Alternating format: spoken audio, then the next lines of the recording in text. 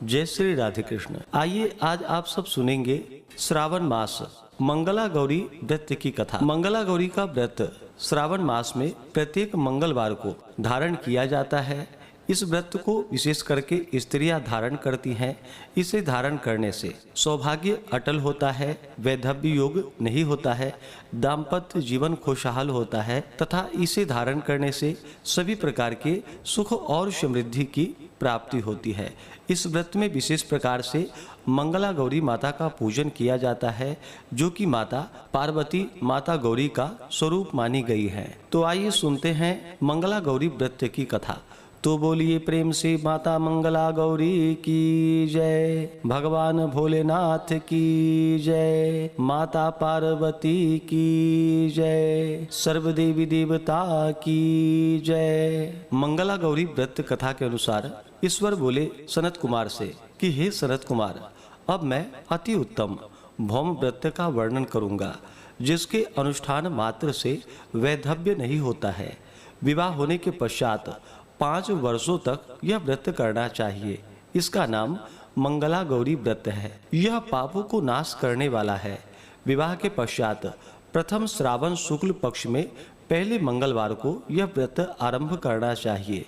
केले के खंभों से सुशोभित एक पुष्प मंडल बनाना चाहिए और उसे अनेक प्रकार के फलों तथा रेशमी वस्त्रों से सजाना चाहिए। उस मंडप में अपने सामर्थ्य के अनुसार देवी की स्वर्णमयी अथवा अन्य धातु की बनी हुई प्रतिमा स्थापित करनी चाहिए। उस प्रतिमा को 16 उपचारों से, 16 दुर्वा दलों से, 16 चावलों से तथा 16 चने की दालों से मंगला गौरी नामक देवी की पूजा करनी चाहिए और 16 बत्तियों से 16 दीपक जलानी चाहिए। दही तथा भात का नैवेद्य भक्ति पूर्वक अर्पित करनी चाहिए। देवी के पास ही पत्थर का शील तथा लोढ़ा स्थापित करनी चाहिए। 5 वर्ष तक इस प्रकार से करने के पश्चात उद्यापन करना चाहिए। माता को वायन प्रदान करना चाहिए, जिसकी विधि आप सुनिए। अपने सामर्थ्य के अनुसार एक पल प्रमाण स्वर्ण की अथवा उसके आधे प्रमाण की अथवा उसके भी आधे प्रमाण की मंगला गौरी की प्रतिमा निर्मित करानी चाहिए। अपनी शक्ति के अनुसार स्वर्ण आदि के बने तंडूल पूरित पात्र, उस पर वस्त्र तथा रमणीय कंचू की ओढ़नी रख करके उन दोनों के ऊपर देवी की प्रतिमा स्थापित करनी चाहिए। पास में चांदी से निर्मित शील तथा लोढ़ा रखकर माता को वायन प्रदान करना चाहिए। इसके बाद 16 सुवासिनियों को प्रयत्न पूर्वक भोजन कराना चाहिए। हे विप्र, इस विधि से व्रत करने पर 7 जन्मों तक सौभाग्य बना रहता है और पुत्र आदि के साथ साथ संपदा विद्यमान रहती है। सनत कुमार बोले कि सर्वप्रथम इस व्रत को किसने किया था और किसको क्या फल प्राप्त हुआ? हे शंभो, जिस तरह से मुझे इसके प्रति निष्ठा हो जाए, कृपा करके वैसा ही बतलाइए। ईश्वर बोले कि हे सनत कुमार, पूर्व काल में कुरु देश में श्रुतिकीर्ति नामक एक विद्वान, कृतिशाली, शत्रुओं का नाश करने वाला, 64 कलाओं का ज्ञाता तथा धनुर्विद्या में कुशल राजा हुआ था। पुत्र के अतिरिक्त अन्य सभी शुभ चीजें उस राजा के पास थी।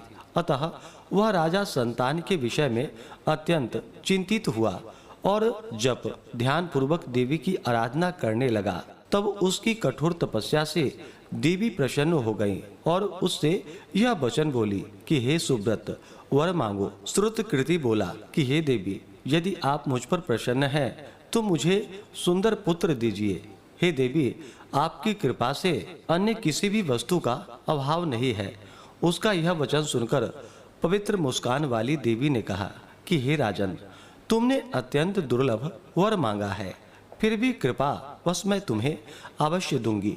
किंतु हे राजेंद्र, आप सुनिए, यदि परम गुणी पुत्र चाहते हो तो वह केवल 16 वर्ष तक जीवित रहेगा, और यदि रूप तथा विद्या से विहीन पुत्र चाहते हो तो दीर्घजीवी होगा।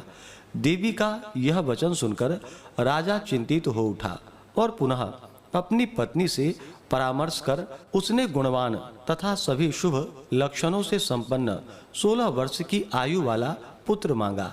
तब देवी ने भक्ति संपन्न राजा से कहा कि हे नृपनंदन, मेरे मंदिर के द्वार पर आम का वृक्ष है, उसका एक फल लाकर मेरी आज्ञा से अपनी भार्या को उससे भक्षण करने हेतु प्रदान करो, जिससे वह शीघ्र ही गर्भ धारण करेंगी, इसमें संदेह नहीं है।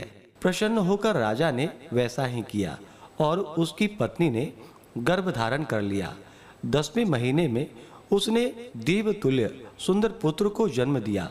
तब हर्ष तथा शोक से युक्त राजा ने बालक का जात कर्म आदि संस्कार किया और शिव का स्मरण करते हुए उसका नाम चिरायु रखा।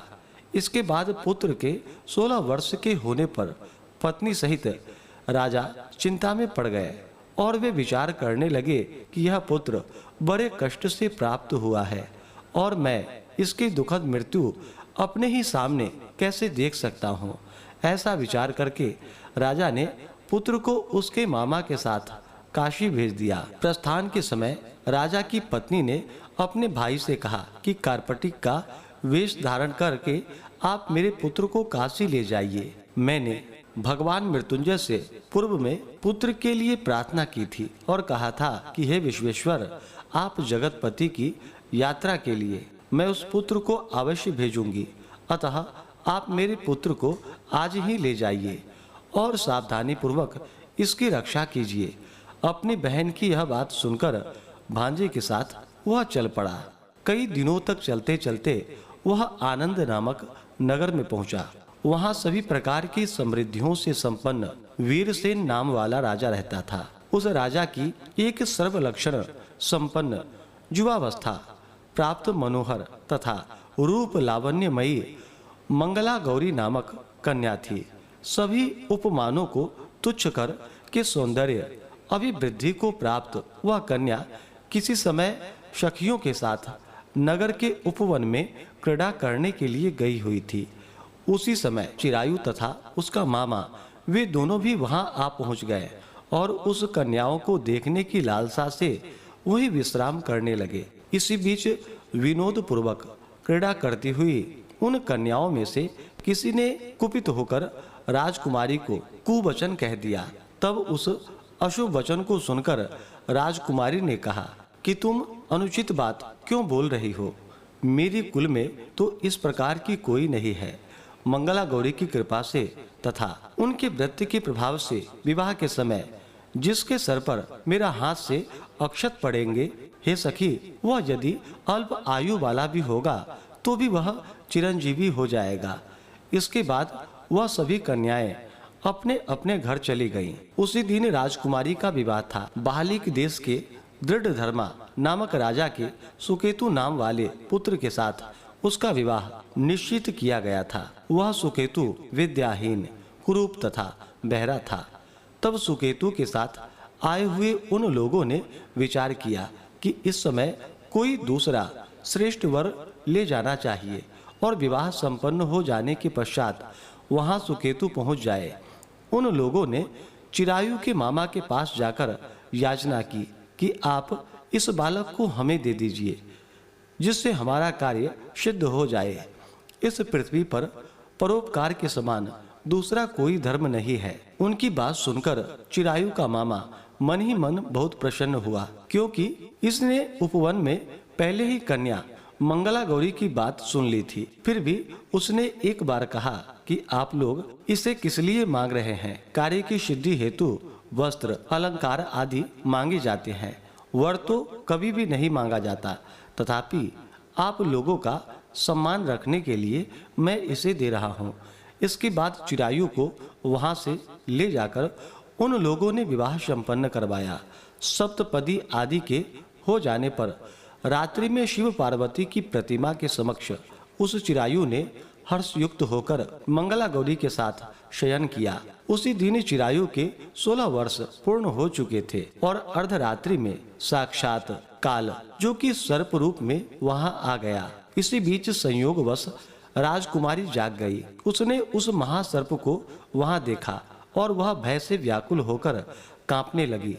तभी उस कन्या ने धैर्य धारण कर 16 उपचारों से सर्प की पूजा की और पीने के लिए उसे दूध दिया। उसने दीनता भरी वाणी में उस सर्प की प्रार्थना तथा स्तुति की। मंगला गौरी प्रार्थना करने लगी कि मैं उत्तम व्रत को करूंगी जिससे मेरे पति जीवित रहे। ये जिस तरह से चिरकाल तक जीवित रहे आप वैसा ही कीजिए। इतने में सर्प वहां स्थित एक कमंडलू में प्रवेश कर गया और उस मंगला गौरी ने अपनी कंचुकी से उस कमंडलू का मुंह बांध दिया। इसी बीच उसका पति अंगड़ाई लेकर जाग गया और अपनी पत्नी से बोला कि हे प्रिय, मुझे भूख लगी है। तब वह अपनी माता के पास जाकर खीर लड्डू आदि लेकर आई और उसके द्वारा दिए भोज्य पदार्थों को उसने प्रसन्न मन होकर के खाया। भोजन के पश्चात हाथ धोते समय उसके हाथ से अंगूठी गिर पड़ी। तांबूल खाकर वह पुनः सो गया। इसके बाद मंगला गौरी कमंडलू को फेंकने के लिए जाने लगी। विधि की कैसी गति है कि उस कमंडलू में से बाहर की ओर जगमग करती हुई हार कांति को देखकर वह आश्चर्यचकित हो गई। घट में स्थित उस हार को उसने अपने कंठ में धारण कर लिया। इसके बाद कुछ रात शेष रहते ही चिरायु का मामा आकर चिरायु को ले गया। इसके बाद वर पक्ष के लोग सुकेतु को वहां ले आए। उसे देख मंगला गौरी ने कहा कि यह मेरा पति नहीं है। तब उन सभी ने उससे कहा कि हे शुभे, तुम यह क्यों बोल रही हो? यह तुम्हारा कोई परिचायक हो तो उसे हम लोगों को बतलाओ।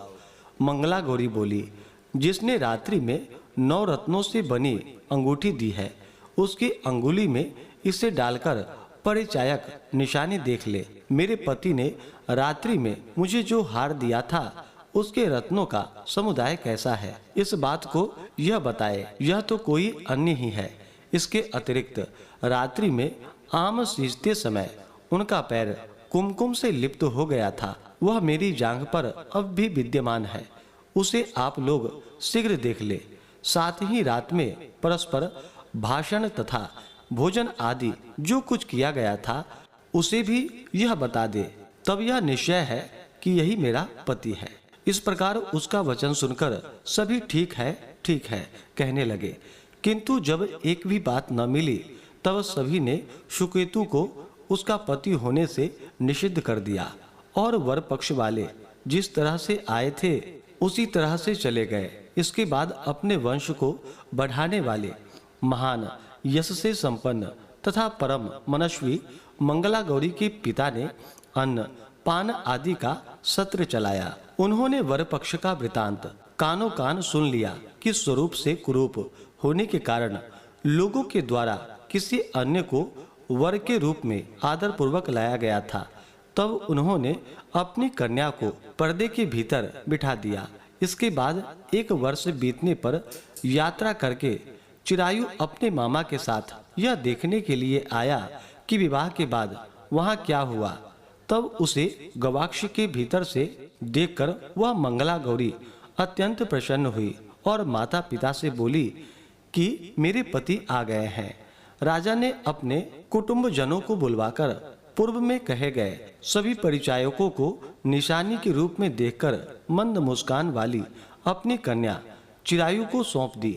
राजा ने श्रेष्ठ जनों को साथ लेकर विवाह का उत्सव कराया। इसके बाद राजा वीरसेन ने वस्त्र आभूषण आदि सेना घोड़े रथ और अन्य भी बहुत सी सामग्रियां देकर उन्हें विदा किया। उसके बाद कुल को आनंदित करने वाली वह चिरायु पत्नी तथा मामा को साथ लेकर सेना के साथ अपने नगर पहुंचा।